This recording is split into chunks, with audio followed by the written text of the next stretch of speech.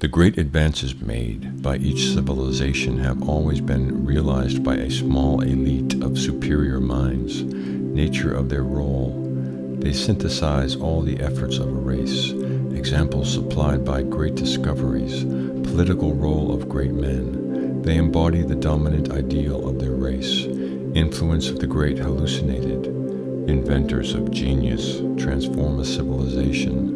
The fanatics and the hallucinated make history. When studying the hierarchy and the differentiation of races, we saw that what most differentiates Europeans from Orientals is that only the former possess an elite of superior men. Let us now endeavor to trace in a few lines the limits of the role of this elite. The small phalanx of eminent men possessed by a civilized people, a phalanx it would suffice to suppress in each generation to lower considerably the intellectual level of that people, constitutes the true incarnation of the forces of a race. To it is due the progress realized in the sciences, the arts, in industry, in a word, in all the branches of civilization. History shows that it is to this circumscribed elite that we owe all the advances made. Although they profit by these advances, the masses do not like being surpassed, and the greatest thinkers and inventors have often been their martyrs. And yet all the generations, all the past of a race, blossom forth in these splendid geniuses, which are the marvelous flowers of a race. They are the true glory of a nation, each member of which, down to the most humble, is entitled to be proud of them. They do not appear by chance or by a miracle, but represent the crowning point of a long past. They synthesize the greatness of their time and of their race.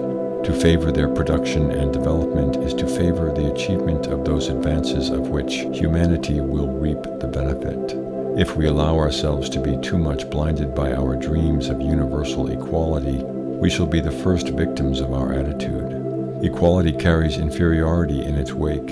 It is the dull, oppressive dream of vulgar mediocrities. It has only been realized in barbarous epochs. For equality to reign in the world, it would be necessary to bring down, little by little, whatever makes the value of a race to the level of what is least elevated in the race. But while the role of superior men in the development of a civilization is considerable, it is not, however, quite what it is generally said to be. Their action consists, I repeat, in synthesizing all the efforts of a race. Their discoveries are always the result of a long series of anterior discoveries. They build an edifice with the stones which others have slowly hewn. Historians, who in general are very simple-minded, have always thought it right to connect the name of a man with each invention. And yet, of the great inventions which have transformed the world, such as printing, gunpowder, steam, or the electric telegraph, there is not one of which it can be said that it was created by a single brain. When the genesis of discoveries of this kind are studied, it is always found that they are the outcome of a long series of preparatory efforts. The final invention is only the crowning stroke. Galileo's observation of the isochronism of the oscillations of a suspended lamp paved the way for the invention of chronometers, which were to enable sailors to trace their route across the ocean with certainty. Gunpowder resulted from the slow transformations of Grecian fire. The steam engine represents the sum of a series of inventions, each of which demanded immense labor. A Greek, had he had 100 times as much genius as Archimedes, would have been unable to discover the locomotive engine. Could he have discovered it, moreover, the discovery would have been of no use to him, as to fabricate his engine he would have had to wait until mechanics had realized advances which it took 2,000 years of efforts to achieve. The political role of great statesmen, while it is apparently more independent of the past, is nevertheless scarcely less dependent thereon than is the role of great inventors. Blinded by the dazzling brilliancy of the powerful leaders of men who have transformed the political existence of peoples, such writers as Hegel, Cousin, Carlyle, etc., have wished to make of them demigods, whose unaided genius has modified the destiny of peoples. Beyond doubt, they can affect the evolution of a society, but it is not given to them to change its course. The genius of a Cromwell or a Napoleon is powerless to achieve such a task. Great conquerors can destroy towns, men, and empires by fire and sword, as a child can set fire to a museum filled with art treasures. But this destructive power must not deceive us as to the nature of their role. The influence of great politicians is only durable when, as in the case of Caesar or Richelieu, they contrive to give their efforts a direction in harmony with the needs of the moment. The true cause of their success is generally much anterior to themselves. Had he made the attempt 2 or 3 centuries earlier, Caesar would not have made the great Roman Republic accept the law of a master, and under the same conditions, Richelieu would have been unable to realize the unity of France. In politics, the really great men are those who have a presentiment of the needs that are about to arise, of the events for which the past has paved the way, and who show their fellows the direction that has got to be taken. This direction perhaps was clear to nobody, but the fatalities of evolution were soon to engage therein the peoples whose destinies were momentarily in the hands of these powerful geniuses. They, too, like the great inventors, synthesize the result of a long anterior evolution. These analogies between the different categories of great men must not be carried too far. The inventors play an important part in the future evolution of a civilization, but no immediate role in the political history of peoples. The superior men to whom are due the important discoveries from the plow to the telegraph, which are the common patrimony of humanity, have never possessed the qualities of character requisite for the founding of a religion or the conquest of an empire, necessary, that is, to change visibly the face of history. The thinker is too alive to the complexity of problems ever to have very strong convictions, and too few political ends seem to him worthy of his efforts for him to attempt to realize any one of them. Inventors may modify a civilization in the long run. It is only fanatics, men of narrow intelligence but energetic character and powerful passions, who are capable of founding religions and empires. At the bidding of a Peter the Hermit, millions of men hurled themselves against the East. The words of an hallucinated enthusiast, such as Mohammed, created a force capable of triumphing over the old Greco-Roman world. An obscure monk like Luther bathed Europe in blood.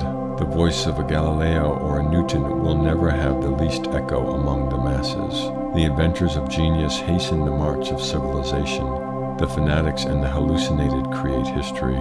For of what is history, as written in books, composed, if not of the long narrative of man's struggles to create an ideal, to worship it, and then to destroy it? And in the eyes of science, have such ideals more value than the vain mirages created by the action of light on the moving sands of the desert? Still, it is the hallucinated, the creators or propagators of these mirages, who have effected the most far-reaching transformations in the world. From the depth of their tombs they still inflict the yoke of their thoughts on the soul of races, and influence the character and destiny of peoples. The importance of their role must not be overlooked, but at the same time it must not be forgotten that the task they accomplished was successfully accomplished because they unconsciously embodied and expressed the ideal of their race and their epoch. A people is only led by those who embody its dreams. Moses represented for the Jews the desire for deliverance over which they had brooded during the years that they were as slaves lacerated by the whips of the Egyptians. Buddha and Jesus were alive to the infinite miseries of their time and gave a religious shape to the need for charity and pity, which at these periods of universal suffering were coming into existence in the world. Mohammed realized by means of unity of belief the political unity of a people divided into thousands of rival tribes.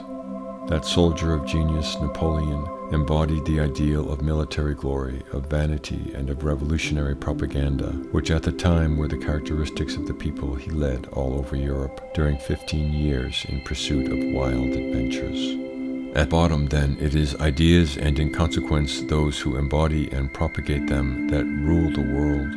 Their triumph is assured when they are defended by the hallucinated and by enthusiasts. It is of slight importance whether they be true or false. History ever teaches us that it is the most chimerical ideas that have had the most fanatical following and played the most important role. It is in the name of the most illusory chimeras that the world has been hitherto thrown into confusion, that civilizations which seemed imperishable have been destroyed, and that others have been founded. It is not, as the gospel assures us, the kingdom of heaven, but of the earth that belongs to the poor in spirit, only provided they possess the faith that moves mountains. Philosophers who often have to devote centuries to destroying what enthusiasts have created in a day ought to bow before those who are capable of such feats. The enthusiasts form part of the mysterious forces that shape the world. They have determined the most important of the events of which history records the course. Doubtless they have only propagated illusions, but it is on these illusions, at once redoubtable, seductive, and vain, that humanity has hitherto existed, and doubtless will continue to exist. These illusions are mere shadows, but they must nevertheless be respected. Thanks to them, our forefathers knew what hope was, and in their heroic and wild pursuit of these shadows, they raised us from our primitive state of barbarism to the point we have reached today. Of all the factors in the development of civilizations, illusions are perhaps the most powerful. It was an illusion that built up the pyramids and covered Egypt for 5,000 years with colossal stone monuments. It was an illusion that in the Middle Ages raised our gigantic cathedrals and induced the Western world to dispute the possession of a tomb with the East. It is the pursuit of illusions that has founded the religions which exert their sway over half of humanity, and founded or destroyed the vastest empires. It is not in the pursuit of truth, but in that of error, that humanity has expended the most efforts. It could not attain the chimerical goals it had in view, but it was in trying to attain them that it realized all the progress it had no thought of achieving.